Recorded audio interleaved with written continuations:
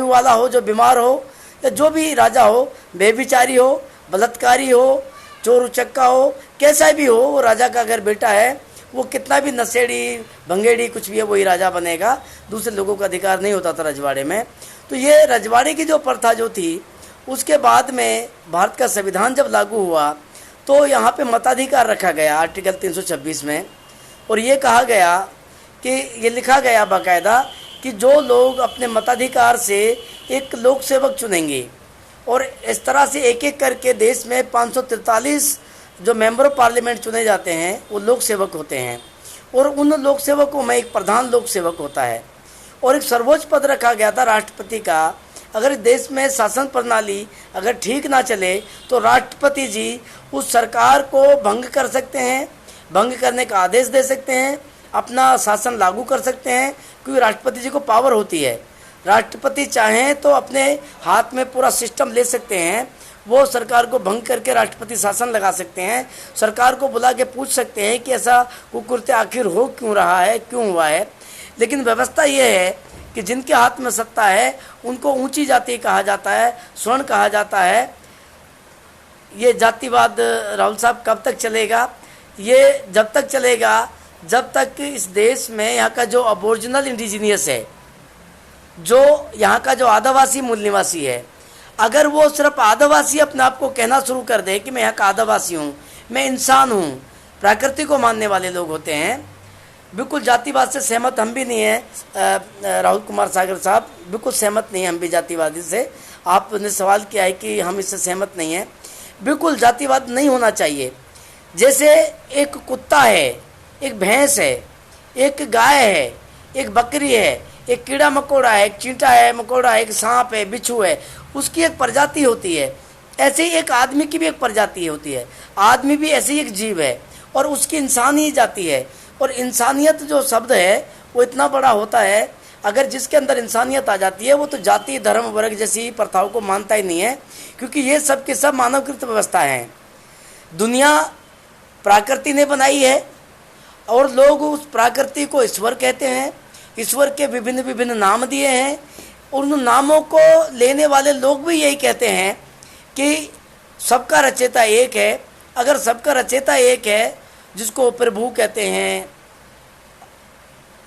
हाँ बिल्कुल हमें ये लड़ाई लड़नी होगी सर मनीषा को न्याय दिलाने के लिए, भगवती सारन साहब, और ये लड़ाई आखिरी तक रहेगी। पर मैं इस पर सवाल करना चाहूँगा कि ये लड़ाई ऐसी लड़ी जाए कि मनीषा आखिरी लड़की हो, आगे से किसी मनीषा का बलात्कार उसकी हत्या ना की जाए। ये लड़ाई इस लेवल पर लड़ी जाएगी। लेकिन इस लड़ाई को पंचाल साहब जब लड़ा जा सकता है जब इस देश का अबोरिजिनल इंडिजीनियस आदिवासी मूल निवासी इकट्ठा हो जाता है, वो भाईचारा स्थापित कर लेता है, और जितने भी सामाजिक संगठन हैं, जितने भी राजनीतिक संगठन हैं, वो सब के सब इकट्ठे हो जाते हैं, एक विषय को लेकर इकट्ठे हो जाते हैं। और किस देश में भारत का जो संविधान है सबसे सर्वोपरि है, पूरा एक पवित्र ग्रंथ है, समतामूलक राष्ट्र के निर्माण की भावना रखता है। हम सब के सब संविधानवादी होने चाहिए, और संविधानवादी होके, हाँ बिल्कुल आपने एक सवाल किया है शंकर मोहल साहब कि अंतिम संस्कार रात में क्यों किया गया? क्योंकि उस बच्ची की रीढ़ की हड्डी तोड़ी गई बलात्कार के बाद, उस बच्ची की जुबान काट दी गई ताकि जुबान ना खोले। लेकिन जैसे तैसे करके उसने फिर भी जुबान खोली, उसने जैसे तैसे करके बयान दिया। और मुझे एक और डाउट हो रहा है यहाँ पे कि वो बच्ची बयान जब दे रही है तो लगता है कि वो मरने वाली नहीं है, वो ठीक हो सकती थी, लेकिन अचानक से वो बच्ची मर जाती है। और फिर रात के सन्नाटे में पुलिस प्रशासन उस परिवारों से, जो पीड़ित परिवार है, ज़बरदस्ती उसकी डेड बॉडी ले आते हैं छीन के।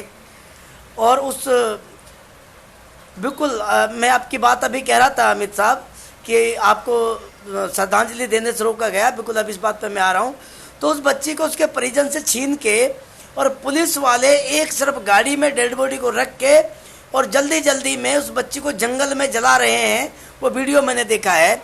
और ये अमित नायब साहब हमारे साथ जुड़े हुए हैं, अमित नायब साहब के पास भी वो वीडियो, मैं इनको बोला भी कि आप वीडियो मुझे दीजिएगा, और हम इस देश के प्रधानमंत्री को वो वीडियो दिखाना चाहते हैं कि इस देश में क्या ये जो, क्योंकि प्रधानमंत्री को क्यों दिखाना चाहेंगे, क्योंकि जो लोक सेवक हमने चुने हैं इस देश में, नरेंद्र मोदी जी अभी प्रधान लोक सेवक हैं, और राष्ट्रपति जी को दिखाएंगे, जो महामहिम का एक पद है, सर्वोच्च पद होता है, उसको दिखाएंगे।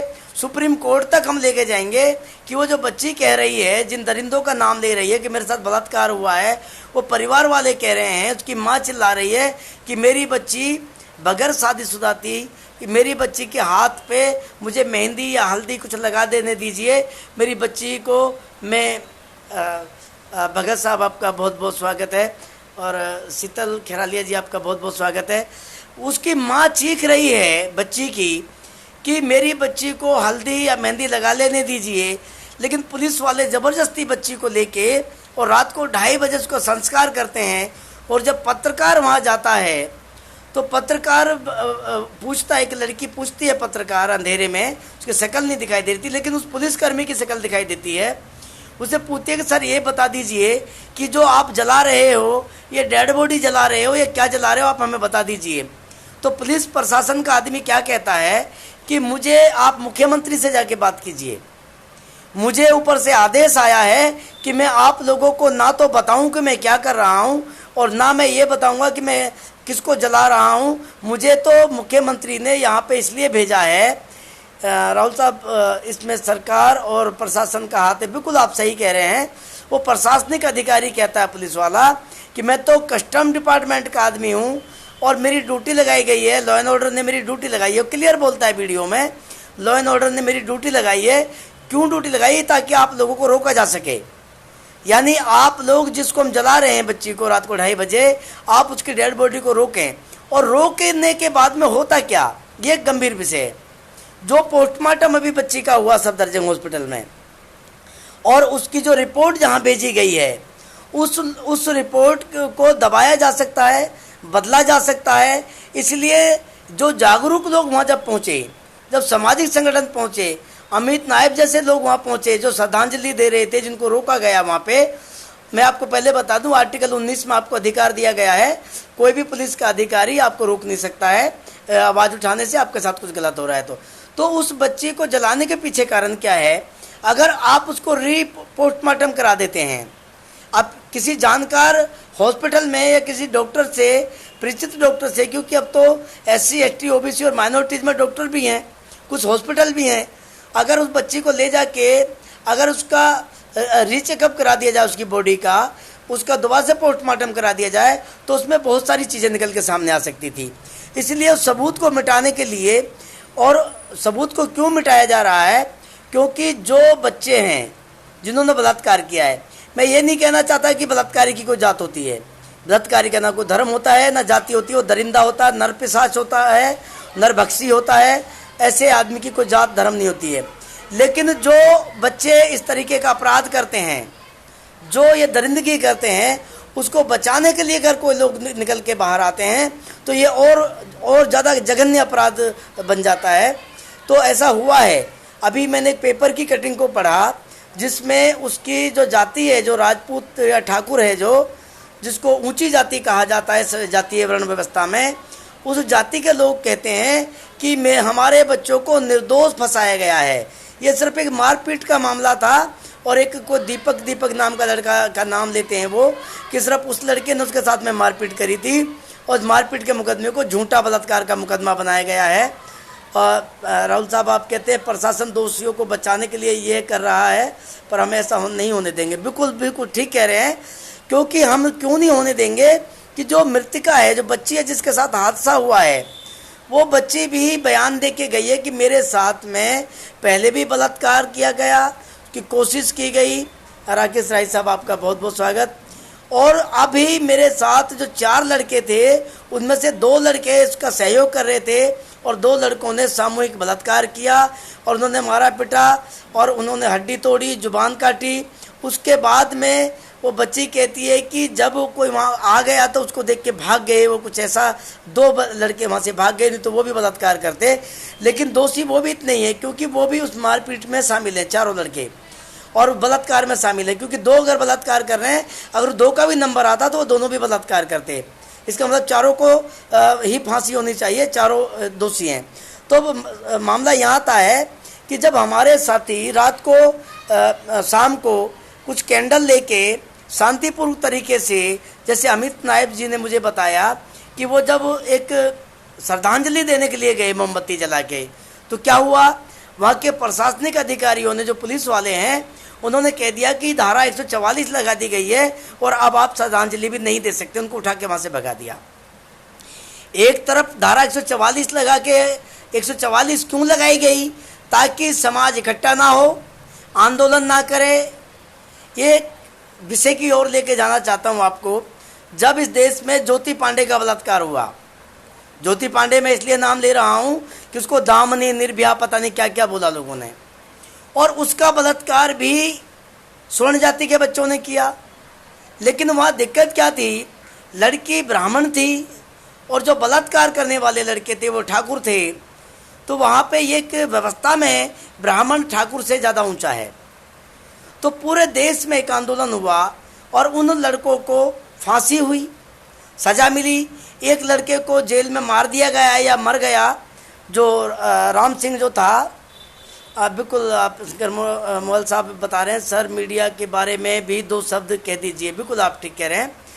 मीडिया, उसी बात को मैं कहने जा रहा हूँ कि जब उस ज्योति पांडे के साथ बलात्कार होता है तो पूरे भारत का मीडिया, पूरा प्रशासन, पूरा शासन, सारी राजनीतिक पार्टियाँ, यहाँ तक कि मैं भी उसके लिए मोमबत्ती कैंडल जला के आया जंतर मंतर पे, ज्योति पांडे के लिए न्याय मांग के आया।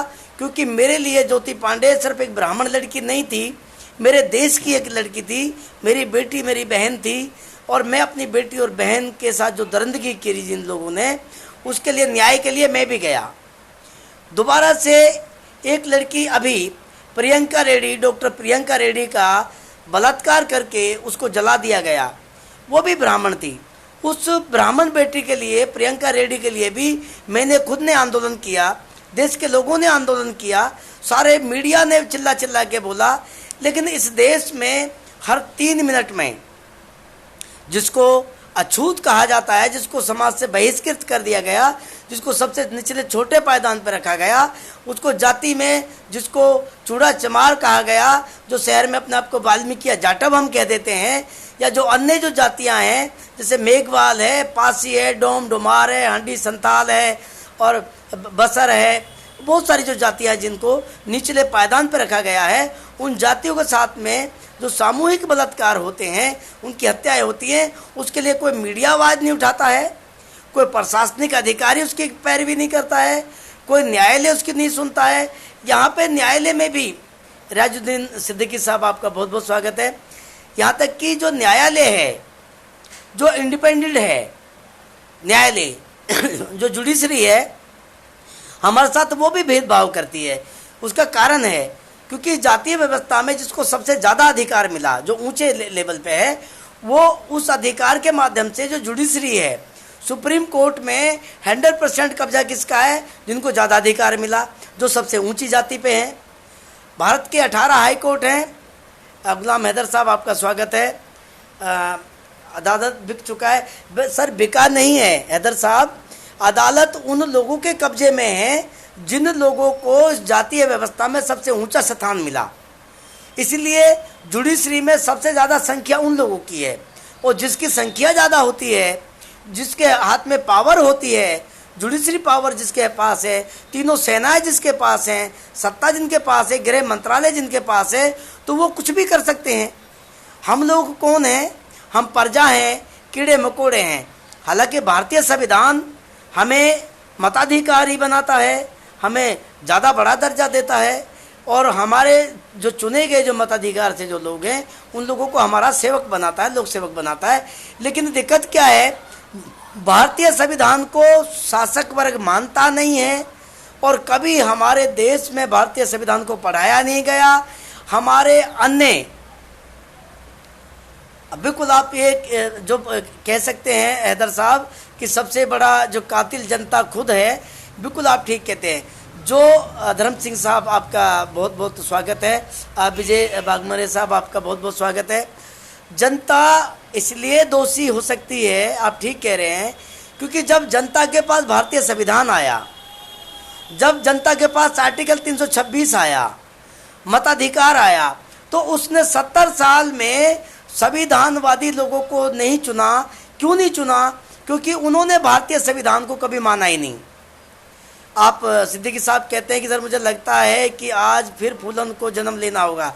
फूलन को जन्म लेने की जरूरत नहीं पड़ेगी सिद्दीकी साहब। आपके पास जो भारतीय संविधान है, आर्टिकल 326 में जो अभी एनआरसी लेके आ रहे थे, पीएनआर लेके आते थे, सीएबी लेके आ रहे थे, वो बेईमानी थी। कृपाल साहब आपका स्वागत है। जो ये सारा का सारा जो इन्होंने जो ढोंग रचा हुआ था अभी, वो ढोंग जो था आर्टिकल, राहुल साहब हमारे पास भी तो ताकत है, बिल्कुल आपके पास ताकत है, लेकिन ताकत आपकी कहाँ बिखरी हुई है? आपकी जातियों में ताकत बिखरी हुई है सागर साहब। हमारे देश की ताकत धर्मों में बिखरी हुई है, हमारे देश की ताकत भाषाओं में बिखरी हुई है, हमारे देश की ताकत टुकड़ों में बिखरी हुई है। हम एक नहीं है। अगर हम एक हो जाएं और अगर इंसानियत को मान लें। कृपाल मसीह साहब आपका बहुत बहुत स्वागत, जय भीम।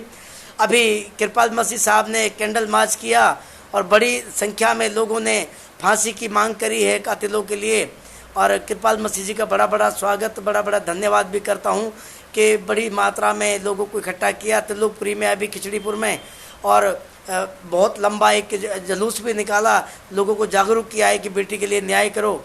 तो ऐसे जो साथी बाहर निकल के आ रहे हैं, इनका बहुत बहुत स्वागत है, बहुत बहुत धन्यवाद भी हम लोग करते हैं। तो साथियों, दिक्कत कहाँ पे आ रही है?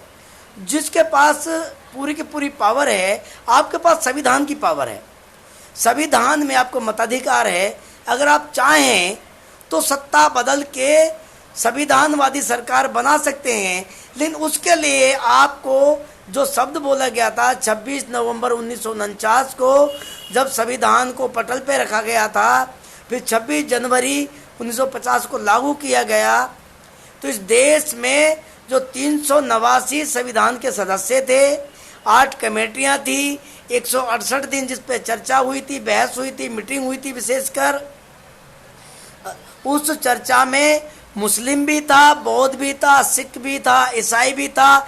इस देश का SC ST माइनॉरिटीज पूरा का पूरा था, और जनरल कास्ट के लोग भी थे जिन्हें ऊंचा माना जाता है। हालांकि ऊंचा जो दरिंदा है वो नीचा होना चाहिए।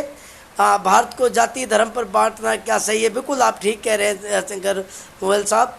ये वो लोग बांटना चाहते हैं जो सत्ता, जो अपनी बात साथ रखना चाहते हैं, उनकी संख्या कम है।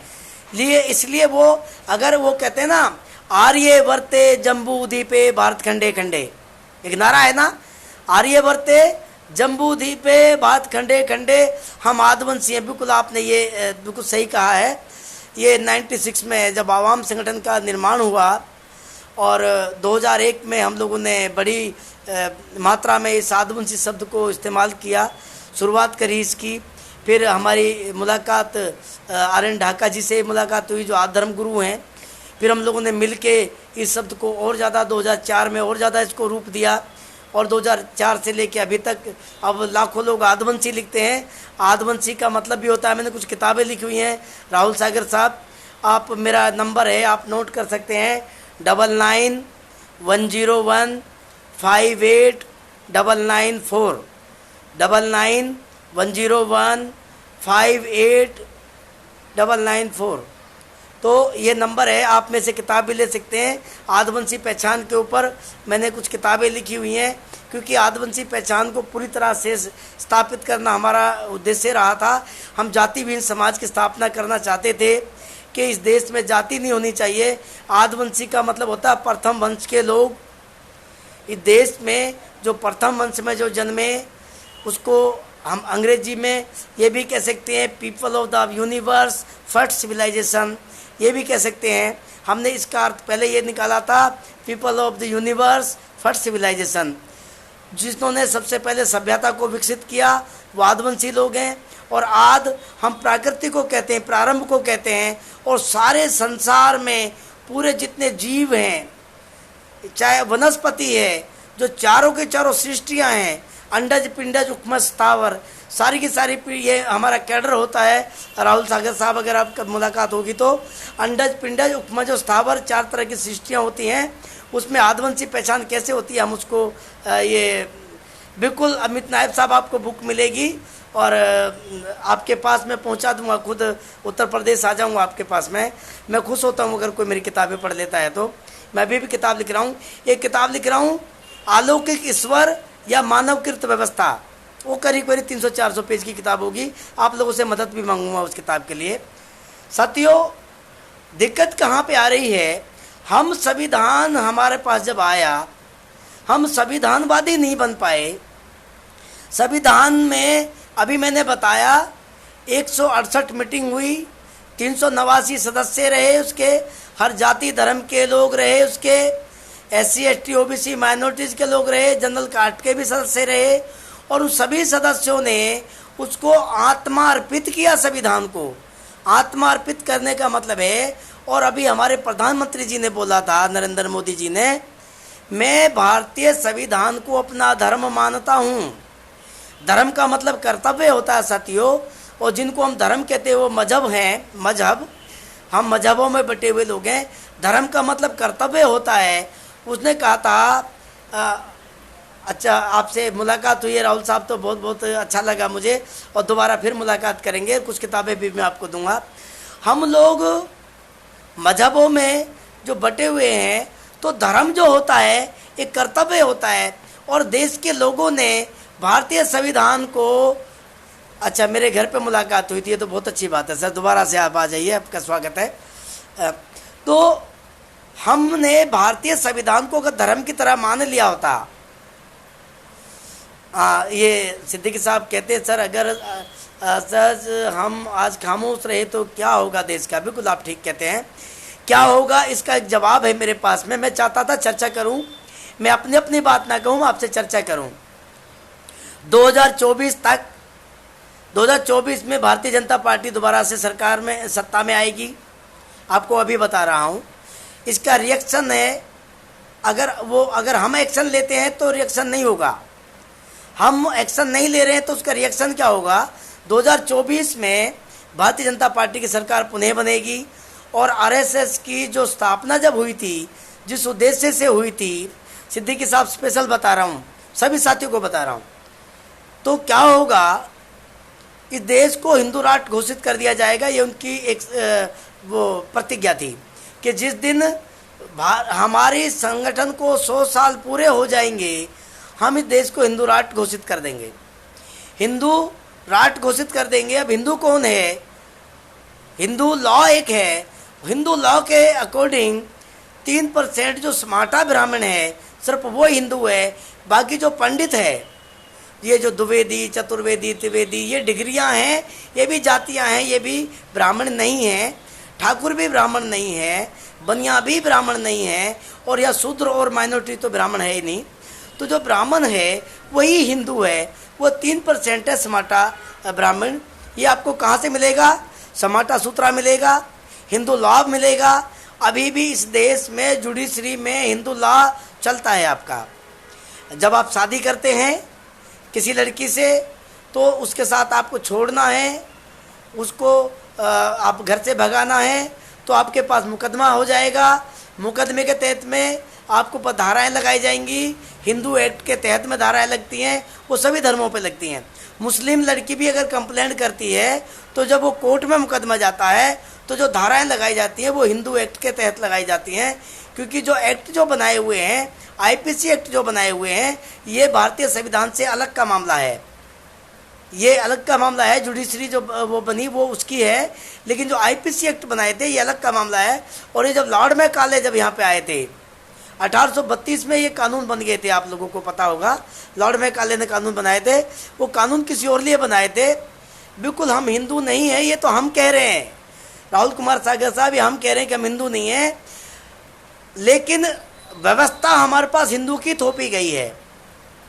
हमारे जितने भी कार्यक्रम यहाँ देश में चलते हैं वो सब के सब हिंदू संस्कार के अकॉर्डिंग, हिंदू धर्म के अकॉर्डिंग हम लोगों पर थोपा पा हुआ है। जो जुडिशरी है वो भी हिंदू धर्म के तहत ही हमारे ऊपर वो सब करती है। जब लोग बौद्ध बने इस देश में, जब सिख बने इस देश में, ईसाई और मुसलमान का एक अपना लॉ है, पर्सनल लॉ भी है, लेकिन सरदार सिख का और बौद्ध का पर्सनल लॉ नहीं है। आर्टिकल 25 में ज़बरदस्ती ये लिखवाया गया, क्योंकि बाबा साहब doctor Ambedkar ji drafting committee के चेयरमैन थे, और जो संविधान सभा के जो अध्यक्ष थे वो राजेंद्र प्रसाद थे, और 389 और भी उसमें आदमी थे। 168 दिन उसमें मीटिंग हुई है, मैं आपको बता रहा हूँ, और 8 कमेटियाँ थी, इसके अलग अलग इसके अध्यक्ष होते थे। उन एम कुमार प्रजापति साहब, आपका स्वागत है। तो डॉक्टर भीमराव अंबेडकर साहब, बाबा साहब डॉक्टर भीमराव अंबेडकर जी अकेले व्यक्ति नहीं थे, वो तो सिर्फ ड्राफ्टिंग कर रहे थे, लिख रहे थे संविधान को, लेकिन ज़बरदस्ती उसमें आर्टिकल 25 में लिखवाया कि जो सिख या बौद्ध है वो हिंदू धर्म की मान्यताओं को मान के ही वो चल सकता है, उनको जो अधिकार है वो हिंदू धर्म के तहत दिए जाएंगे। ये राहुल साहब आपको मैं बता रहा हूँ, सागर साहब, तो ये आर्टिकल 25 में है भारत के संविधान में, आप कभी पढ़ेंगे तो। और बाबा साहब डॉक्टर भीमराव अंबेडकर जी ने कहा था कि जिस तरीके से संविधान लिखवाया गया, जो उसमें आर्टिकल 13 आप पढ़ेंगे तो आर्टिकल 13 में बाबा साहब ने थोड़ा सा आर्टिकल 13 में उसको क्लियर कर दिया कि आज से जितनी भी रूढ़ी या मान्यताएं हैं उसको शून्य कर दिया जाएगा, यानी जितनी हिंदू या जो दूसरी प्रथाएं हैं, जो ये रूढ़ी है, उसको ख़त्म कर दिया जाएगा, आर्टिकल 13 कहता है। लेकिन इस देश में आर्टिकल 13 को माना नहीं जाता है, कोई मान नहीं रहा है, उस पर अमल नहीं कर रहा है। आर्टिकल 17 में जो कहा गया था, आज से अस्पृश्यता का अंत किया जाता है, अस्पृश्यता किसी के साथ भी हो सकती है, और उससे उपजी किसी भी निर्योग्यता को दंडनीय माना जाएगा। तो कांग्रेस ने क्या किया, कांग्रेस ने 1989 में इस एक्ट को एक कानून में तब्दील किया। लालचंद दीवान साहब, आपका बहुत बहुत स्वागत है, आपने दिल से पसंद किया, आपका बहुत बहुत स्वागत है। आपके लिए मैं बहुत बहुत तहे दिल से आपका स्वागत करता हूं।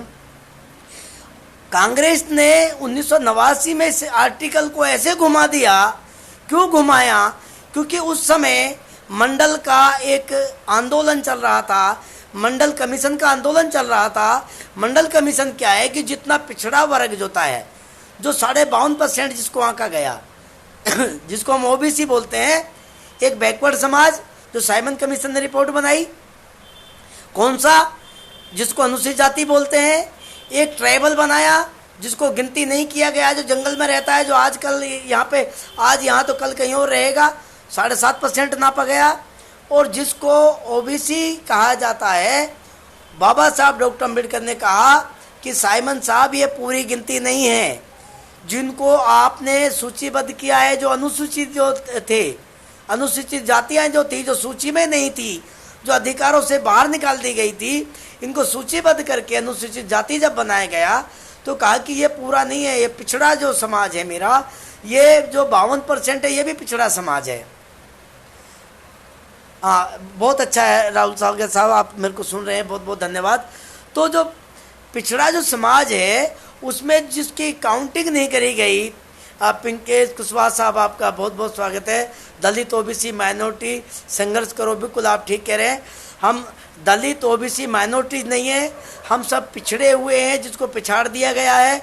और सच बात तो ये है, सराजुद्दीन साहब आपका स्वागत है, पिछाड़ दिया गया है। सही बात तो ये है कि SC ST OBC और माइनॉरिटीज़ यानी बौद्ध, मुस्लिम, सिखाई, ईसाई, लिंगायत, जितने भी हम लोग मजहबों में बटे हुए जो लोग हैं, सभी किसी न किसी तरह से इस व्यवस्था से, जातीय व्यवस्था से, वर्ण व्यवस्था से दुखी होके हम लोग इसको, व्यवस्था को छोड़ के और एक ऐसी व्यवस्था में गए जहाँ पे हमें इक्वलिटी मिल सकती है, जहाँ मेजोरिटी बना सकते हैं। लेकिन हुआ क्या, हमने बहुत सारे मजहब और बहुत सारी जगह पे हम लोग गए और वहाँ पे भी हमारी मेजोरिटी बन नहीं पाई। या तो सारे के सारे एक मजहब में चले जाते हम लोग, अगर मुसलमान बनना था तो सारे मुसलमान चले जाते, इस्लाम को मान लेते। अगर ईसाई बनना है तो सारे ईसाई बन जाते, सिख बनना था तो पूरे के पूरे सिख बन जाते, बौद्ध बनना तो पूरे के पूरे बौद्ध बन जाते। तो हमारी जो मेजोरिटी है वो पूरी की पूरी इकट्ठी हो जाती। कुशवाहा साहब आप लिख रहे हैं, सिस्टर मनीषा को न्याय मिलना चाहिए, अभी नहीं तो कभी नहीं, बिल्कुल आप ठीक कह रहे हैं। और ये सर आप शंकर साहब आप कहते हैं तब मेरे आदर्श बाबा साहब हैं और मैं बाबा साहब की कही गई हर बात को फॉलो करता हूँ। बिल्कुल आप सही कहते हैं। बाबा साहब एक ऐसी शख्सियत हैं भारत में जो सबसे पढ़े लिखे, सर बिल्कुल संघर्ष कर रहे हैं कुशवाहा साहब और आगे भी संघर्ष करते रहेंगे जीवन में। तो ये बाबा साहब एक ऐसे शख्स रहे भारत में जिन्होंने जाति वर्ण वर्ग और भाषा को ख़त्म कर दिया। आर्टिकल 13 जो मैं बता रहा हूँ अभी आपको, उस आर्टिकल 13 में उन्होंने बिल्कुल कह दिया कि आज से जितनी रूढ़ी यानी जितनी मान्यताएं हमारे पे थोपी गई हैं, किताबों के माध्यम से थोपी गई है, मनुस्मृति थोपी गई है, हिंदू ला थोपा गया, ये सबको शून्य माना जाएगा। जितनी जाति प्रथा एक रूढ़ी है, अगर जाति प्रथा में आप लोग हैं तो जाति एक रूढ़ी है, उसको शून्य कर दिया जाएगा। ये बाबा साहब ने आर्टिकल 13 में लिख दिया। तो ऐसे महान शख्सियत की मूर्तियाँ तोड़ दी जाती हैं। बाबा साहब डॉक्टर भीमराव अम्बेडकर जी ने कहीं पे भी ये नहीं लिखा कि शेड्यूल कास्ट को ज़्यादा मिलेगा, शेड्यूल ट्राइब को उससे ज़्यादा मिलेगा, ओबीसी को उससे ज़्यादा मिलेगा, या स्वर्ण जाति को कहीं से कुछ नहीं मिलेगा। ऐसा कुछ भी नहीं लिखा है। उल्टा जब गांधी ने, जो मोहनदास गांधी हैं, उसने बाबा साहब के साथ में जो पूना पैक्ट का ज़बरदस्ती जो समझौता करवाया, उसमें कुशवाहा साहब जय भीम जय भीम। और बिल्कुल आप ये बता रहे हैं कि 15% लोगों से मिलकर हम लड़ना होगा। बिल्कुल लड़ना, जो अत्याचार करता है कुशवाहा साहब, उससे बगैर लड़े आप अधिकार हासिल नहीं कर सकते हैं। और बिल्कुल बाबा साहब अमर हैं, हमें लड़ना पड़ेगा। अत्याचारी कोई भी है, देखिए अंत सबका होगा, बीजेपी का भी अंत होगा। अभी अगर हम लोग बिल्कुल, हमने बिल्कुल संघर्ष करना होगा। सागर साहब आपने बिल्कुल सही कहा है। और अंत बीजेपी का भी होगा, अंत सबका होता है। कहते हैं सुप्रीम को जितना ज़्यादा दबाओगे, जितना ज़्यादा प्रेशर उस पर दोगे, जब वो उछलेगी तो उतने बड़ा उछाल मारती है और तो कहीं दूर जाके फेंकेगी इसको। बीजेपी के जो लोग हैं इनको दूर जाके फेंकेगी। और देश में संविधानवादी सरकार आपको बनानी पड़ेगी। संविधानवादी सरकार कब बनेगी? जब हम संविधानवादी हो जाएंगे। संविधान को हम आत्मा अर्पित करेंगे, अपना धर्म समझेंगे, धर्म यानी अपना कर्तव्य समझेंगे, संविधान को लागू करना, लागू करवाना हम धर्म समझेंगे, यानी अपना कर्तव्य समझेंगे। बिल्कुल एक अकेला कुछ नहीं कर सकता सागर साहब। आज के दौर में हम अकेले नहीं हैं। आप सारे के सारे लोग आज जो मेरे साथ जो जुड़े हैं, हम अकेले नहीं हैं। कल भारत बंद का हम लोग समर्थन करते हैं। बिल्कुल आप कुशवाहा साहब, हम भी इसका समर्थन करेंगे। और आपका धर्म सिंह आदिवंशी साहब, आपका बहुत बहुत स्वागत है। और आप मेरे साथ हैं, मैं आपके साथ हूँ, हम सब परिवार के लोग हैं। सिद्दीकी साहब आप लिख रहे हैं, सर आज आपके लाइव में एक कॉल सरकार को ज़रूर देनी होगी कि अब बर्दाश्त ख़त्म हो गई है। बिल्कुल सर, बिल्कुल ये बर्दाश्त हम इसलिए भी नहीं करेंगे अगर हम यहाँ तथागत गौतम बुद्ध को मानते हैं, अगर हम हजरत मोहम्मद साहब को मानते हैं, हम ईसा मसीह साहब को मानते हैं, गुरु नानक देव जी को मानते हैं, सारे के सारे शांति का संदेश देते हैं, इक्वलिटी का संदेश देते हैं, भाईचारे का संदेश देते हैं। लेकिन साथ में वो हमें ये भी सिखा के जाते हैं। मोहम्मद साहब आए तो उन लोगों को भी आंदोलन करना पड़ा अपने अधिकार के लिए, और जब ईसा मसीह साहब आए उनको भी आंदोलन करना पड़ा यहूदियों से अपने अधिकार के लिए। जब यहाँ पे सिद्धार्थ गौतम बुद्ध जी, जब उनको बौद्धत्व प्राप्त हुआ, उन्होंने भी यहाँ पे आंदोलन किया दूसरे लोगों से लड़ने के लिए। सम्राट अशोक ने आंदोलन किया यहाँ पे, गुरु नानक देव जी ने भी यहाँ पे आंदोलन किया, सब ने आंदोलन किया यहाँ पे। आंदोलन के बगैर कुछ होने वाला नहीं। और आंदोलन में अगर हमें मार काट पे भी आना पड़ा, तो अगर मनीषा अगर ऐसे मरती रही, मेरी बेटी ऐसे मरती रही, अगर मैं खिरालिया मेरी गर्दन अगर ऐसे कटती रही, तो मेरे पीछे कोई ना कोई तो पैदा होगा जो वो भी तलवार उठाएगा। अगर सम्राट अशोक तलवार उठा के न्याय के लिए लड़ सकते हैं, बिरसा मुंडा पेड़ में से तीर कमान बना के तोड़ के लड़ सकते हैं, तो हम भी तो उन्हीं की संतान हैं। जब अति होगी, जब गृह युद्ध की जब स्थिति जो बनती जा रही है, तो वो क्या होगा? तो एक सवाल पूछा था साथी ने कि अब क्या होगा, तो वो मैं बताने जा रहा था, पीछे छूट गया था कि 2024 में हिंदू राष्ट्र बनेगा। इस देश में जितने भी लोग अन्य हैं, वो बौद्ध है, सिख है, कुशवाहा साहब आप कहते हैं कि जय ओबीसी जय संविधान, बिल्कुल आप ठीक कहते हैं। बिल्कुल हमारा जितना पिछड़ा समाज है सबकी जय होनी चाहिए और संविधान की जय, जय भारत की जय होनी चाहिए। तो इस 2024 में उनकी प्रतिज्ञा पूरी होने जा रही है और वो इस देश को हिंदू राष्ट्र बनाएंगे। और आपके ऊपर जो हिंदू लॉ है, जो जिसमें एक भूमि एक्ट बनाया गया था कि ब्राह्मण यहाँ पे जो है भूस्वामी है, एक एक्ट है उसमें कि ब्राह्मण जो है भूस्वामी है, यानी धरती का मालिक जो है ब्राह्मण है। वो आपको भूमि दे या ना दे ये ब्राह्मण की मर्जी है। अभी भी आपको बता देना चाहता हूँ कि 6% ज़मीन किसानों के पास और सरकार के पास है। 94% ज़मीन आज भी ब्राह्मण के नाम पर रजिस्टर्ड है। आप कभी हिंदू लॉ पढ़ के देखिए, दो इतनी मोटी मोटी किताबें आपको मिलेंगी, कभी पढ़ के देखिए, समाटा सूत्रा पढ़ के देखिए, जजमानी कानून कब लगाया, कैसे लगाया, ये सब आपको पढ़ना पड़ेगा। उसी कानून को पुनः लगाया जाएगा। जो लोग आज बीजेपी में कांग्रेस में मोहल साहब आप कहते हैं संविधान के प्रति जागरूक करना, वे संविधान क्या है ये बताना आवश्यक है, वे संविधान में हमारे क्या क्या हक हैं ये भी बताना जरूरी है। हर व्यक्ति को संविधान की प्रतिलिपि भेंट करनी चाहिए। आप मुझे आदेश करेंगे, मेरा नंबर नोट कर लीजिए 9910158994 और मैं फेसबुक पे भी अपना नंबर अभी डाल दूंगा, आप उसको ले लीजिएगा। मुझे आदेश कीजिएगा संविधान की क्लास कब और कहाँ देनी है। मैं बिल्कुल नंगे पैर दौड़ा आऊँगा, क्योंकि संविधान पढ़ाना मेरा मकसद है, संविधान समझाना मेरा मकसद है। संविधान से मैं प्रेम करता हूँ, संविधान को धर्म की तरह अंगीकार करता हूँ। क्योंकि जिस दिन संविधान लागू हो गया, अगर एक आर्टिकल, बिल्कुल आप संघर्ष करो हम तुम्हारे साथ हैं, ऐसा नहीं होना चाहिए। बोलो हम सब संघर्ष करते हैं और पूछो कौन हमारे साथ है। बिल्कुल आप राहुल कुमार सागर साहब, बिल्कुल मैं तो इसलिए ये नहीं कहना चाहता क्योंकि मैं कोई बड़ा आदमी नहीं बनना चाहता, मैं कोई नेता नहीं बनना चाहता हूँ। मैं चाहता हूँ कि आप लोग कोई भी नेतृत्व करने वाला बने, मैं आपके पीछे पीछे, आपके साथ, आपके बाजू में मैं मिल के चलूँगा झंडा उठा के। और अगर आपको ऐसा महसूस होता है कि आप मेरे साथ में आ सकते हैं तो आप आ सकते हैं बिल्कुल, क्योंकि मैं अपनी हथेली पे जान लेके निकला हुआ हूँ। 2006 से अपना घर छोड़ के निकला हुआ हूँ। और मुझे कुशवाहा साहब मैं आपका नंबर ले लूँगा और अपने आपके नंबर पे मैं तुरंत अपना संपर्क भी दे दूँगा, अपने नंबर पे, आपके नंबर पे मैं दे दूँगा। तो साथियों, हम मरने से नहीं डरते। मैं तो अपने आप को संस्कार करके आया था 2006 में, अपने घर से अंतिम संस्कार करके आया था, पूरी विधि करके आया था और अपने परिवार को बोल के आया था कि आज से मेरा तुम्हारा रिश्ता वही रहेगा जो समाज के साथ मेरा रिश्ता है, और मैं एक आम आदमी तुम्हारे लिए हूँ।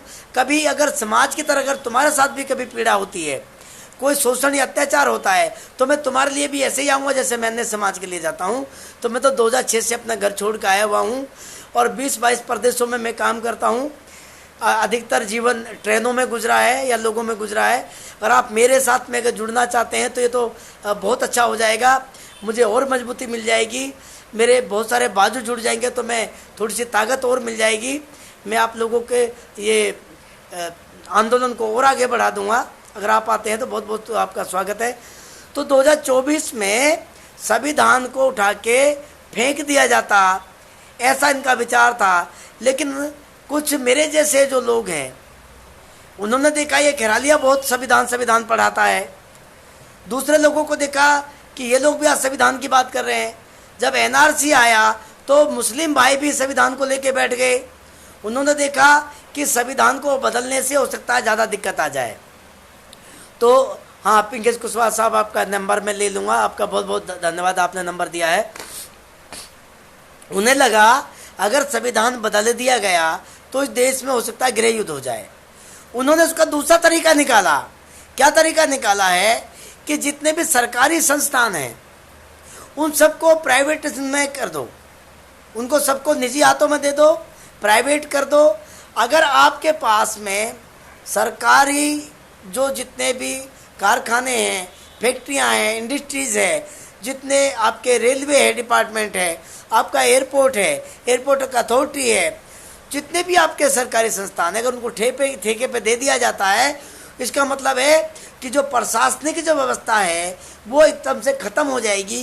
क्योंकि सरकार, ये सरकारी संस्थान नहीं रहेंगे तो आप पढ़ लिख के जो आगे बढ़ रहे हो, आप प्रशासन में कभी जा ही नहीं सकते हैं।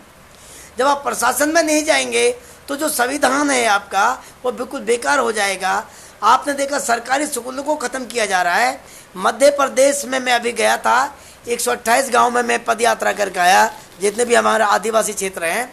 वहीं जंगलों में मैं रुका लोगों के बीच में, वहीं खाया, वहीं रुका, वहीं सोया उनके साथ में। उस पीड़ा को देखा मैंने, ज़मीन में मैं मिट्टी में उनके साथ में सोया, एक छोटी सी चटाई बिछा के। वहाँ मैंने देखा कि 75,000 स्कूलों को सिर्फ मध्य प्रदेश में बंद किया गया, सरकारी स्कूलों को। 75,000 आप नोट कर लेंगे, 75,000 स्कूलों को मध्य प्रदेश में बंद किया गया। क्यों बंद किया गया?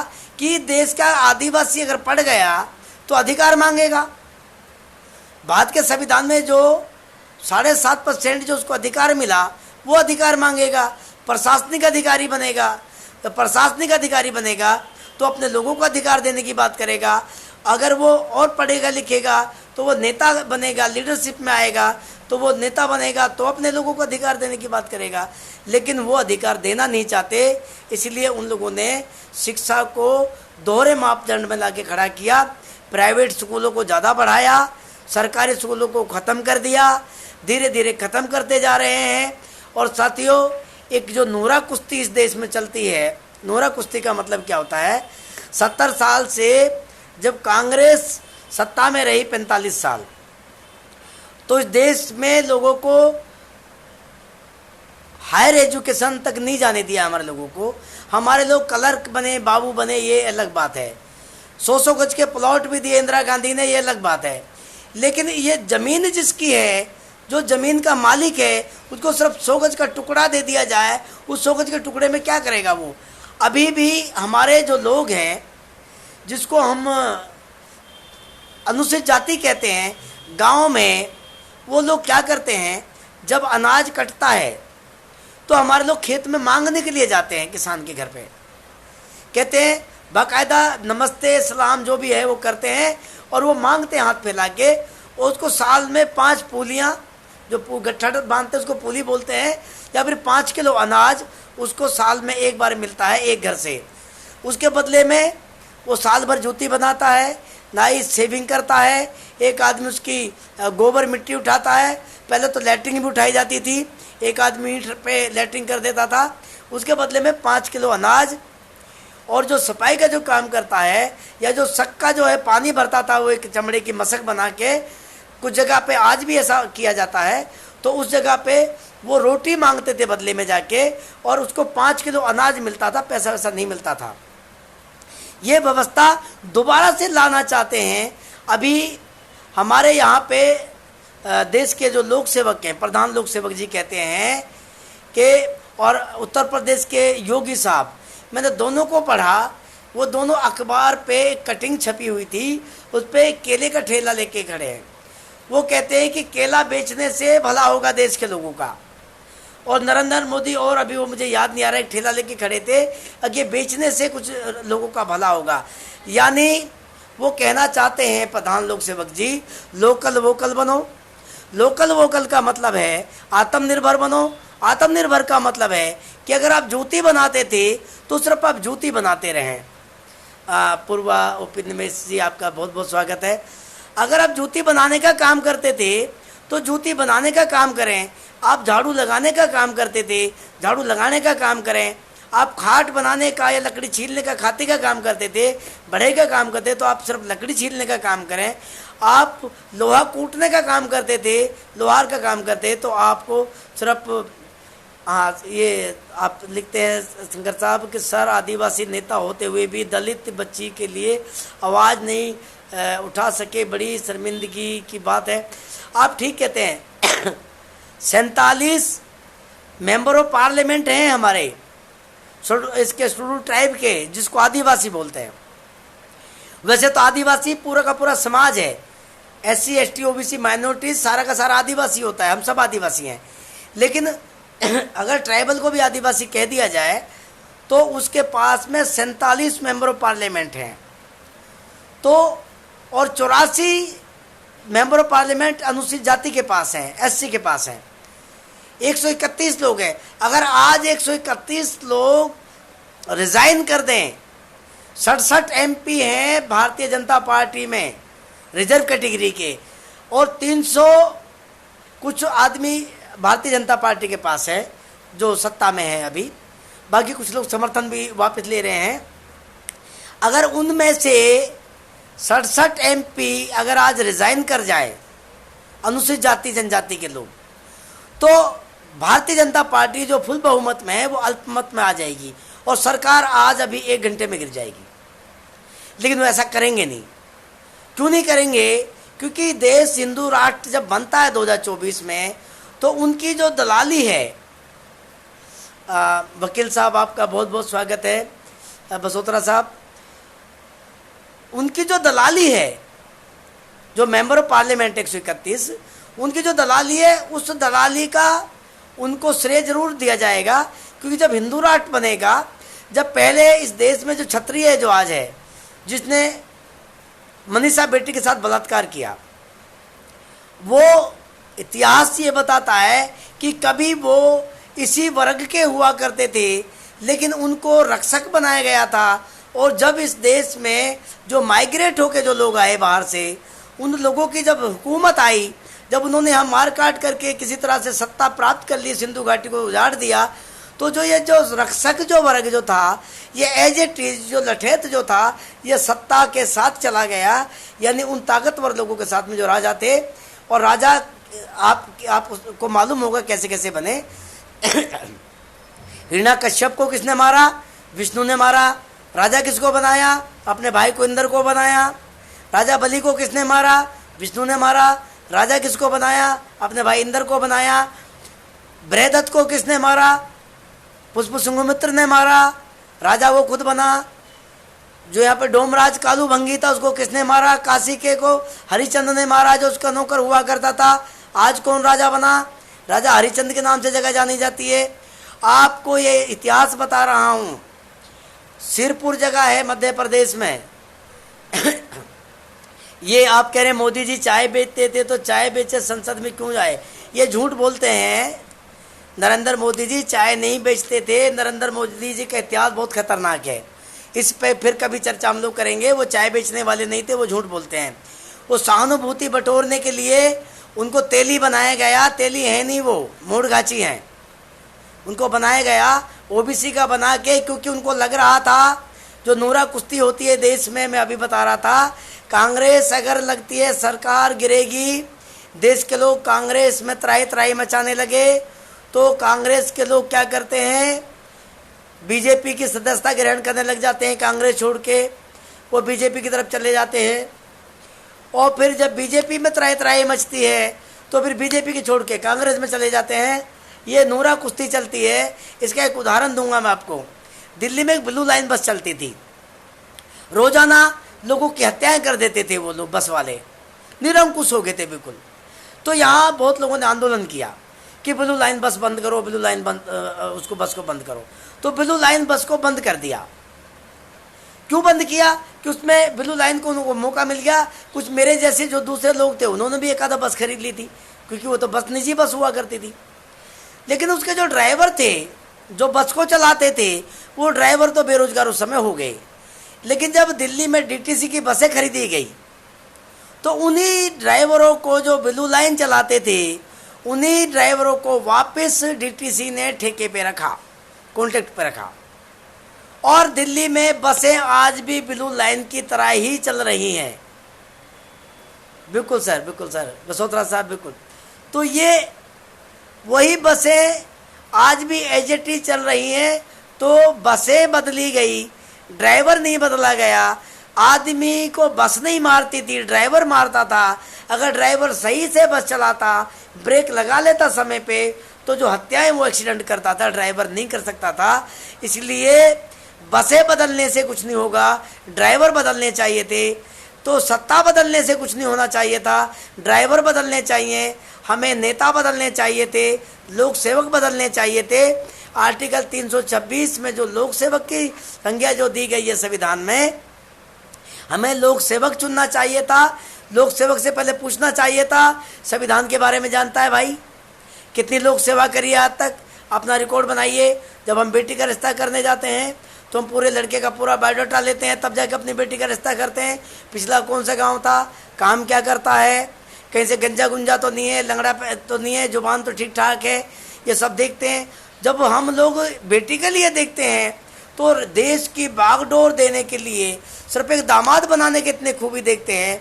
तो जिसको हम देश का रक्षक बनाते हैं, जिसको प्रधान लोक सेवक चुनने की बात करते हैं, उसमें भी हमें खूबियाँ देखनी चाहिए या नहीं देखनी चाहिए। लेकिन यह हो क्या रहा है, हमारे एक साथी ने भी सवाल किया था कि लोगों की हमारी गलती है। बिल्कुल ठीक कह रहे हैं।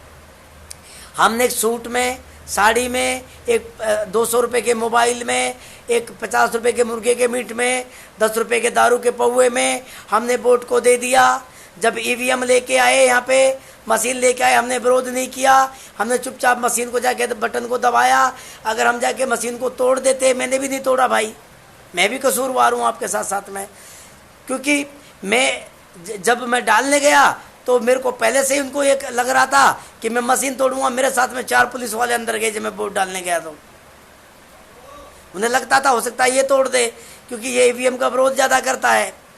तो ऐसा हुआ, तो इसलिए उन्होंने पूरी निगरानी के साथ में, और मुझे इस तरीके से वोट डलवाया गया कि इतनी जल्दी में डलवाया गया। और वहाँ पे लोग खड़े हुए इधर उधर सामने, मेरे वोट के उधर तो खड़े नहीं हुए जिधर मैं डालूंगा, लेकिन मेरे सामने आके लोग खड़े हो गए। अगर ये मशीन उठा के तोड़ता भी है तो इसको तुरंत रोक लिया जाएगा। मैं समझ गया था, इसलिए मैं चुपचाप बाहर आ गया भाई, मैं भी बटन दबा के आया आपके साथ साथ में, हमने उसका विरोध नहीं किया।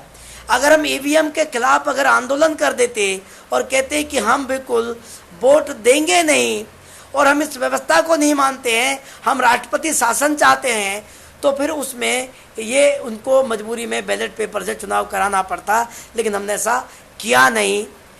इसलिए हमारे जो सांसद हैं, 131 जो सांसद हैं शेड्यूल कास्ट के, और बड़ी बात है ये, उसने किसी ने मेरे को नाम बताया था, राजवीर दिलेर। राजवीर दिलेर, जिस वाल्मीकि जाति का यहाँ पे बलात्कार हुआ, जिसकी हत्या हुई है, उस राजवीर दिलेर उस एरिया का सांसद है। और राजवीर दिलेर को 14 तारीख से लेके और आज तक मैंने उसका एक बयान नहीं सुना। उसको ये तक भी नहीं सुना कि राजवीर दिलेर ने एफआईआर दर्ज कराने के लिए थाने में भी गया हो। क्यों जाएगा? क्योंकि उसके गले में जो टाई बंधी हुई है, अगर वो टाई बांधता होगा तो वैसे तो कुर्ता पजामे पहनता होगा भाई, अगर वो टाई की तरह जो पटका जो डालते हैं बीजेपी वाले, कांग्रेस वाले, वो पटका नहीं है, वो पट्टा होता है। और पट्टा किसके डाला जाता है? किसी जानवर को जब पाला जाता है उसे खूंटे बांधने के लिए एक पट्टा बांधा जाता है। और भास्कर बाग साहब, आपका बहुत बहुत स्वागत है। संदीप कुमार साहब, बड़ा बड़ा स्वागत आपका है। तो इसमें जो सिस्टम जो बनाया इन लोगों ने पट्टा बांधने का, उसको पूरी ताकत के साथ जिताते हैं। और अगर गलती से मैं या वकील साहब जो मेरे साथ जुड़े हुए हैं, बसोत्रा साहब, ये जाके किसी रिजर्व सीट पे फाइट करने के लिए चले जाएं, उन्हें पता है बसोत्रा साहब हमारे साथ जुड़े हुए हैं, आपको बता दूं जम्मू से हैं, और सत्यो जिस तरीके से निर्भीकता से काम करते हैं, इनका बिल्कुल कोई जवाब नहीं है। और हम लोग इनसे बहुत कुछ सीखते भी रहते हैं और आमने सामने लड़ने की बात करते हैं। और जैसे मैं आपके सामने ये सब बकवास कर रहा हूँ, बसोता साहब उसको और सभ्य भाषा में, क्योंकि एडवोकेट है, मैं तो एडवोकेट नहीं हूँ, तो सभ्य भाषा में उन्हीं बातों को बढ़िया तरीके से कहते हैं। तो जो पट्टा बांध के जिनको रखा जाता है उनकी ज़ुबान नहीं खुलती। तो राजवीर दिलेर जो हैं उसकी ज़ुबान भी नहीं खुली। एक साथी पंजाब से आता है हंसराज हंस जो कभी गाने गाया करता था और वो दिल्ली में आके कहता है, पहले वो मजहबी था, पहले कहता था मैं वाल्मीकि नहीं हूँ, फिर वो वाल्मीकि बन जाता है, फिर वो वाल्मीकि बन के नॉमिनेशन भर देता है और नॉमिनेशन भर के वो आदमी, जबकि वो मजहबी सिख में कन्वर्ट हो चुका था, लेकिन वो वाल्मीकि बन जाता है, आके वापस धर्म परिवर्तन कर लेता है, वाल्मीकि का सांसद बन जाता है यहाँ बाहरी दिल्ली से। लेकिन हंसराज जी अपनी बेटी के लिए, वाल्मीकि जाति की बेटी के लिए वो एक शब्द नहीं बोलता है। ऐसे ही राजवीर दिलेर एक शब्द नहीं बोलता है। मैंने दोनों का मोबाइल नंबर निकाला है नेट से, मैं दोनों से बात करूँगा, मिलूँगा, और अगर मेरे से इनकी मुलाकात हो पाई किसी तरह से तो मैं इनको माला जरूर पहना के आऊँगा, स्वागत जरूर करके आऊँगा, लेकिन फूलों की माला नहीं पहनाऊँगा। अब कौन सी माला पहनाऊँगा ये मैं करके दिखाऊँगा, आप देखेंगे। अगर मेरे जाने का मौका लगा मैं इनसे समय मांगूँगा, और अगर ये मेरा वीडियो सुन लेंगे, कहीं पर ये मिलने का समय ना दें तो पता नहीं। अगर ये मेरे से मुलाकात इनकी हुई, और जितने और सांसद हैं, एक जिसको हमने उदित राज बनाया था रामराज से, उसका नाम रामराज हुआ करता था, वो बहुत बुद्धिस्ट विचारधारा का आदमी बनता था, लेकिन सत्ता के लिए, एक एमपी की सीट के लिए उसने जाके वो राम और कृष्ण को गोदी में उठा लिया जाके और पट्टा पहन लिया, और फिर कहा कि पत्रकार ने पूछा कि अब आप क्या करोगे, अब आप क्या करोगे, रामराज से पूछा, तो रामराज ने कहा कि मैं दोबारा से रामराज बनूंगा और जो पार्टी आदेश करेगी वही काम करूंगा। तो ऐसे ही साथियों 131 जो मेंबर ऑफ पार्लियामेंट हमारे हैं, इन लोगों का मैं बिल्कुल विरोध करता हूं, और मैं ये भी कहना चाहता हूं अगर आप भी मेरे साथ में इस आंदोलन में शामिल हो जाएं तो मैं इसका भी बिल्कुल ये विरोध करता हूं, जो रिजर्वेशन, जो हमें पॉलिटिकल जो रिजर्वेशन मिला है, क्योंकि ये पूरा नाश की जड़ है। 131 मेंबर ऑफ पार्लियामेंट जो हैं, इस देश में सबसे खतरनाक मामला है ये रिजर्वेशन, पॉलिटिकल रिजर्वेशन बिल्कुल होना नहीं चाहिए। और अगर आर्टिकल 39 को लागू कर दिया जाए तो फिर किसी भी रिजर्वेशन की देश में जरूरत पड़ेगी ही नहीं। आप सभी साथी जो मुझे सुन रहे हैं, आर्टिकल 39 को आज घर पे जाके पढ़ेंगे या कल पढ़ेंगे, और पूरी तरह से उसको, उस आर्टिकल 39 को पूरा पढ़ेंगे और 10 बार पढ़ेंगे। बिल्कुल बिल्कुल, बहुत अच्छा है, आप मेरे साथ हैं राहुल साहब, मुझे बहुत अच्छा लग रहा है आपकी बात सुन के। तो उस आर्टिकल को पढ़िए। अगर आर्टिकल 39 देश में लागू हो जाए तो किसी को भी किसी भी रिजर्वेशन की जरूरत ही नहीं पड़ेगी, और 6 महीने इस देश के प्रधानमंत्री जी, लोक सेवक जी मुझे विदाउट पे आने जाने का किराया भी मेरा सिर्फ भारत के संविधान के आर्टिकल समझाने के लिए रख लें।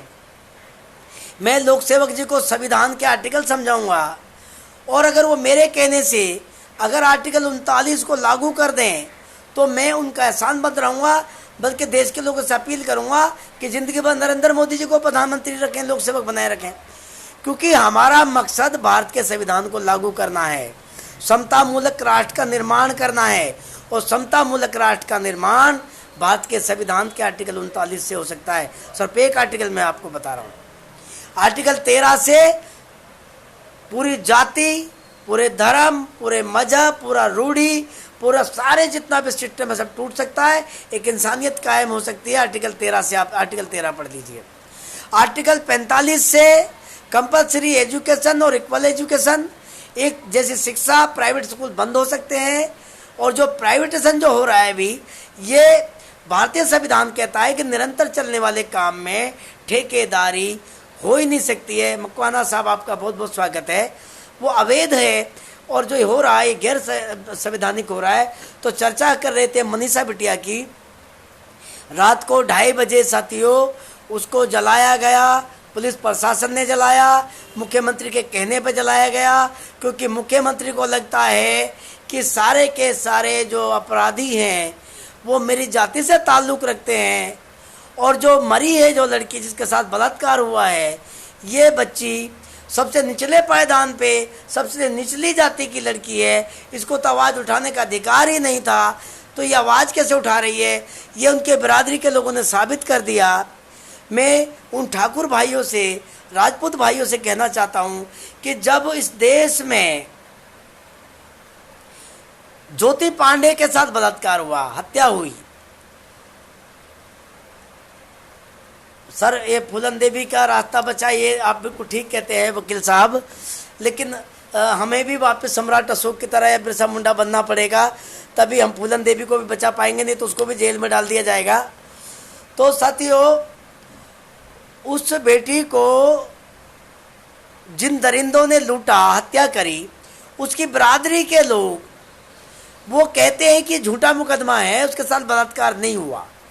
वो किसी दीपक नाम के लड़के का नाम लेते हैं कि सिर्फ एक ने मारपीट करी थी, लेकिन वो बच्ची जब जिंदा थी वो खुद बयान दे रही थी, और जब उसने बयान में बताया कि 4 लड़के थे जिन्हें 2 ने बलात्कार किया और 2 कोई आ गया वहाँ पे किसी को देख के भाग गए, ऐसा वो बच्ची बताना चाह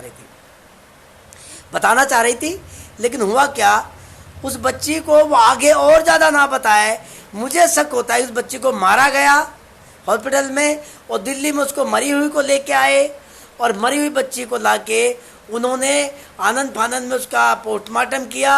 जानबूझ के पोस्टमार्टम की रिपोर्ट कहीं ऐसी जगह पे भेजेंगे वो जहाँ से पोस्टमार्टम को झूठा साबित किया जा सके और उसका पोस्टमार्टम ना हो जाए क्योंकि जब तक बच्ची मरी तब तक तो बहुत संख्या में लोग वहाँ इकट्ठे हो चुके थे सफदरजंग पे, और अच्छे पढ़े लिखे लोग भी वहाँ पे आ गए थे। उनको लगा था कि ये आज पढ़े लिखे लोग भी इकट्ठे हो गए हैं, सभी जाति धर्म के लोग वहाँ पे इकट्ठे हो गए, तो उनको लगा कि अब दिक्कत आ सकती है, इसलिए उन्होंने उसको आनंद फानंद में लेके गए और बगैर उसके माँ बाप को उसकी बॉडी को दिखाए पुलिस ने गाड़ी में से भी नहीं उतारा और एक जंगल में ले जाके रात को 2:30 बजे उसको जला दिया। और पुलिस वाला पत्रकार को कहता है कि हमें लॉ एंड ऑर्डर ने कहा है कि लोगों को वहाँ जाने ना दिया जाए जहाँ पे हम डेड बॉडी जला रहे हैं। कहता है मैं तो नौकर हूँ, मेरी मजबूरी है। वो सही कह रहा है, मैं उसको दोष नहीं दे रहा हूँ पुलिस वाले को, वो लॉ एंड ऑर्डर के ऊपर, क्योंकि जो जुडिशरी वो जो हमारे गृह मंत्रालय है, पुलिस प्रशासन गृह मंत्रालय के अंतर्गत काम करता है, और गृह मंत्रालय किसके पास है? भारतीय जनता पार्टी के गृह मंत्री अमित शाह जी के पास है, और ये अमित शाह जी ने ऑर्डर दिया होगा और आरएसएस के कहने पर ऑर्डर दिया होगा, इसीलिए पुलिस प्रशासन लॉ एंड ऑर्डर के कहने पे काम कर रहा है। उसको हम दोषी नहीं मान सकते हैं। अगर वो अकेला अगर उस बच्ची का पक्ष लेता भी कोई भी आदमी, तो उसकी नौकरी चली जाएगी, दूसरा अधिकारी भेज देंगे तुरंत वो, क्योंकि लॉ एंड ऑर्डर के पास तो बहुत सारा पुलिस प्रशासन है। अगर उससे भी नहीं मानेंगे तो जो तीनों सेनाएं, तीनों के तीनों सेना में जनरल, कर्नल, लेफ्टिनेंट, सारे का सारे उन लोगों के पास है, सारे ऊंचे पद उनके पास है, और सारा का सारा जो राष्ट्रपति के हाथ में जो पावर होती थी सेनाओं की, वो भी अब भारत सरकार के अंतर्गत आ गई है।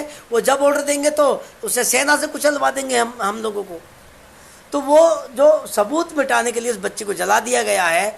अब हम लोग आपसे मैं एक अपील करना चाहता हूँ साथियों, ये मनीषा भारत की बेटी, जिसको वाल्मीकि जाति की बेटी कहा गया जाति व्यवस्था में, ये पहली बेटी नहीं है। हर 3 मिनट में एक बेटी का, इस देश की बेटी का बलात्कार हो जाता है, चाहे उसको आप अछूत कह दें या दलित कह दें। मैं इस शब्दों से बड़ी नफरत करता हूँ, क्योंकि दलित और दबंग कह के अपराधी का हौसला बढ़ाया जाता है, और दलित कह के एक आदमी के मोरल को डाउन किया जाता है। एक व्यक्ति का जो मोरल है, जो मानसिकता है, वो बिल्कुल डाउन हो जाती है, मनोबल टूट जाता है। तो जो दलित और ये जो शब्द है, मैं इनका बिल्कुल विरोध करता हूँ डट के। हम यहाँ के अबोरिजिनल इंडिजीनियस हैं, आदिवासी मूल निवासी हैं, देश हमारा है। इस देश में हमें अलग अलग जो नीच जाति की जो पहचान दी है, तो उस बच्चे के सबूत मिटा दिए गए हैं। अब आखिरी मनीषा हो, अगली मनीषा ना मरे, उसके लिए SC, ST, OBC और माइनॉरिटीज़ में जो विभाजित जो यहाँ का जो आदिवासी मूल निवासी समाज है, जो अबोरिजिनल इंडिजिनियस पीपल है, उसको इकट्ठा होना पड़ेगा। और अगर वो इकट्ठा नहीं होता है, और दूसरा एक और सवाल है, जितने भी हमारे धार्मिक, सामाजिक और राजनीतिक संगठन बने हुए हैं, उन सभी संगठनों को इकट्ठा होना पड़ेगा। उनका झंडा अपना रखें, अपना कलर जो रखते हैं वो रखें, अपना जो बैनर है उसको भी बनाए रखें। लेकिन एक कॉमन मुद्दे पे, क्योंकि प्रधानमंत्री आप लोगों में से सिर्फ एक ही बनेगा। अगर एक ही प्रधानमंत्री बनेगा, एक लोक सेवक बनेगा, तो बाकी जो मंत्रालय आप लोग बांट लेंगे आपस में। भाई, इस देश को समतामूलक राष्ट्र अगर आपको बनाना है तो आप लोगों को इकट्ठा होना पड़ेगा, और सबसे पहले आपको संविधानवादी बनना पड़ेगा।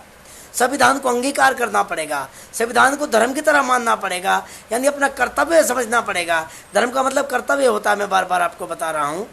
इंसानियत तो होनी चाहिए थी इधर, ये बिल्कुल सागर साहब, इंसानियत कहाँ से रहेगी उन लोगों में। एक अमोली एक सीरियल आया था, आपको याद दिला दूँ राहुल कुमार सागर साहब, इंसानियत की बात। वकील साहब आप भी सुनना। अमोली एक सीरियल आया था जो टीवी पे चल रहा था, मैं कहीं बैठा हुआ था, हमें वैसे तो टीवी देखने का मौका मिलता नहीं है, लेकिन वहाँ मैं देख रहा था। तो एक लड़का जो बलात्कार करता है, हत्याएं करता है, उसका चाचा कहता है कि आप हत्याएं और ये बलात्कार जो कर रहे हो, बहुत शिकायतें तुम्हारी आ रही हैं, इसको बंद कर दो। तो लड़का क्या कहता है, चाचा जी अगर हम बलात्कार ना करें, हम हत्याएं ना करें, तो फिर हमें ठाकुर कौन कहेगा। ये सुनना। फिर हमने चिट्ठी लिखी, कहाँ पे, जहाँ से प्रसारण होता है, प्रसारण मंत्रालय को, प्रधानमंत्री राष्ट्रपति को चिट्ठी लिखी कि ये इस तरीके के जो अपराध को जो बढ़ा रहा है सीरियल, आप इसको लगातार दिखाए जा रहे हैं, आप इसको प्रतिबंधित कीजिए और इस सीन को कटवाइए और उसको माफ़ी मांगने के लिए बोलिए। खैर ऐसा हो नहीं पाया, माफ़ी किसी ने नहीं मांगी, क्योंकि हमारी सुनता कौन है, क्योंकि हम बहुसंख्यक से अलग अल्पसंख्यक हो गए हैं। मैंने भी एक संगठन बनाया हुआ है, मैं भी थोड़े से लोगों को लेके एक अलग से अपना डपली अपना राग गाता घूमता हूँ। ऐसे बहुत सारे लोग हैं हमारे, तो इकट्ठा होना पड़ेगा। अभी शर्म की बात जो आई थी, उसको कहता है कि ठाकुर होने के लिए बलात्कार करना जरूरी है। ये अमोली एक नाटक था, सीरियल था जो टीवी पर आता था, आप उसको देख सकते हैं, उसकी कड़ी निकाल के देख सकते हैं, और नेट पे भी आपको मिल जाएगा शायद वो, तो आप देख लेंगे तो शायद मिल जाएगा आपको यूट्यूब वगैरह पे। तो साथियों, इकट्ठा होने के लिए आप अपना झंडा बनाए रखें, अपना बैनर बनाए रखें, अपनी पहचान बनाए रखें, अपने संगठन को बनाए रखें, अपनी पार्टी को बनाए रखें, और सारे के सारे अपनी अपनी पहचान को बनाए रखने के लिए देश के संविधान को लागू करने के लिए, संविधानवादी राष्ट्र निर्माण के लिए एक आंदोलन खड़ा करें। और उस आंदोलन में हम भी आपके साथ आ जाते हैं। हमें कोई पद मत दीजिए, हमें कुछ मत कीजिए, आपका झंडा उठा उठा के आपके साथ साथ चलेंगे। कभी मरने की बारी आती है तो मेरे जैसे बेकार आदमी को सामने खड़ा कर देना, तो जो अगर कोई गोली मारता है तो पहले मुझे मरवा देना, मुझे ढाल की तरह इस्तेमाल कर लेना, और वो ज़्यादा गोलियां चला देते हो तो मुझे ही सामने खड़ा करके रख लेना, अपने आप को बचा के रखना। हम ये भी करने के लिए तैयार हैं, लेकिन आप इकट्ठे हो जाइए। और अगर इकट्ठे नहीं होते हैं तो मैं बता रहा हूँ 2024 में हिंदू राष्ट्र घोषित होने जा रहा है। बात का संविधान तो किसी लायक बचाएगा ही नहीं, अभी सब प्राइवेटेशन में जा रहा है। अगर सब कुछ प्राइवेट हो गया सरकारी संस्थानों को, तो संविधान में कुछ बचेगा ही नहीं। और जो एनआरसी, एनपीआर, देखिए कितने मूर्ख लोग हैं। वकील साहब आप तो पढ़े लिखे हैं। एनपीआर 1952 में जब पहली बार जो वोटिंग हुई, तो जो हमें वोटर कार्ड जो दिया गया उस पर एनपीआर नंबर दिया गया, और एनपीआर नंबर हमें भारत का नागरिक घोषित करता है आर्टिकल 326 में। तो दोबारा से हमें नागरिक बनाने की जो बदमाशी जो ये लोग करते हैं। अभी एक शब्द याद आ गया, हमारे प्रधान लोक सेवक जी ने, नरेंद्र मोदी जी ने अभी एक शब्द बोला है कि 80 करोड़ लोगों को 5 किलो राशन मुफ्त दिया जाएगा। 80 करोड़ लोगों को, परिवारों को 5 किलो राशन दिया जाएगा। अगर एक परिवार को 80 करोड़ वो 5 किलो राशन दिया गया तो उस परिवार में 60 ग्राम राशन आएगा एक दिन का।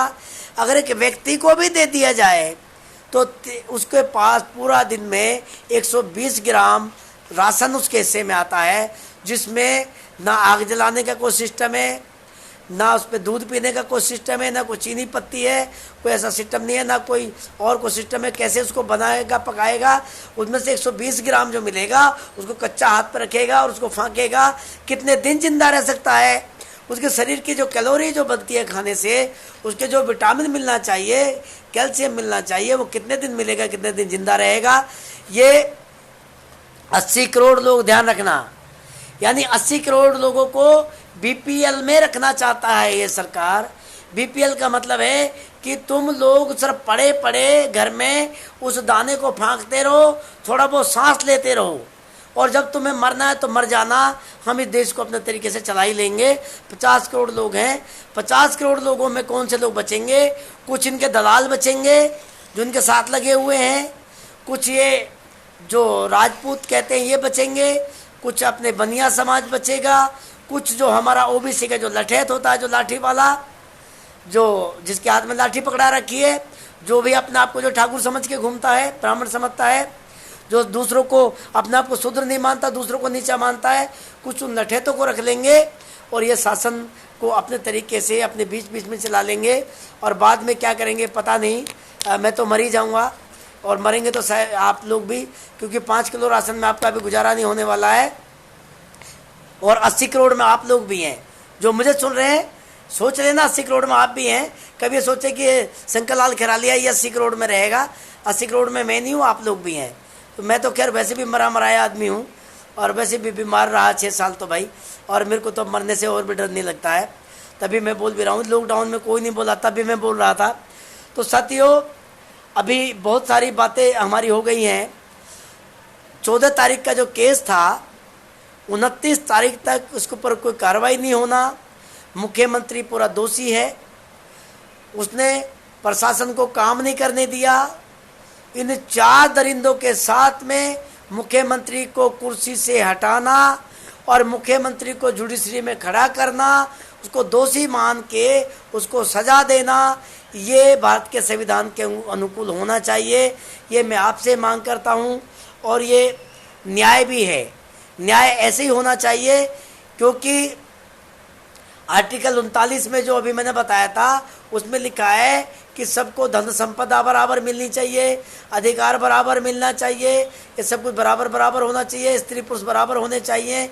और किसी कारण से भुखमरी के कारण किसी व्यक्ति को ऐसे काम में ना जाना पड़ जाए जो उसके शारीरिक क्षमता से परे हो। यानी बूढ़ा आदमी अगर रिक्शा चला रहा है तो वहाँ का डीएम, एसडीएम और वहाँ का प्रशासन और वहाँ का उसका निगम पार्षद, वहाँ का एमएलए, वहाँ का एमपी और उस प्रदेश का मुख्यमंत्री सबके सब जेल में होने चाहिए। अगर आर्टिकल 39 पे अमल हो जाए तो सबके सब जेल में हो सकते हैं, मैं आपको गारंटी देता हूँ। इसलिए संविधान को लागू करने के लिए आप लोग इकट्ठे हो जाइए। आप लोग बहुत देर से मुझे सुन रहे हैं साथियों, आपका बहुत बहुत धन्यवाद है। और दोबारा से फिर लाइव रहेंगे, क्योंकि मुझे अभी एक जगह गुड़गांव निकलना है हरियाणा के लिए, क्योंकि सुबह सुबह वहाँ पे फिर साथी कोई है वो थोड़ा बहुत प्रदर्शन करके ज्ञापन देने जा रहे हैं। और अभी भी खिचड़ीपुर में और 2-3 जगह पे और साथियों ने, कार्यकर्ताओं ने अपने कार्यक्रम किए हुए थे, उनके साथ भी मैं शामिल रहा। अभी रात को फिर मैं निकलूँगा, उसके बाद गुड़गांव आ जाऊँगा, उसके बाद फिर कहीं और जाऊँगा।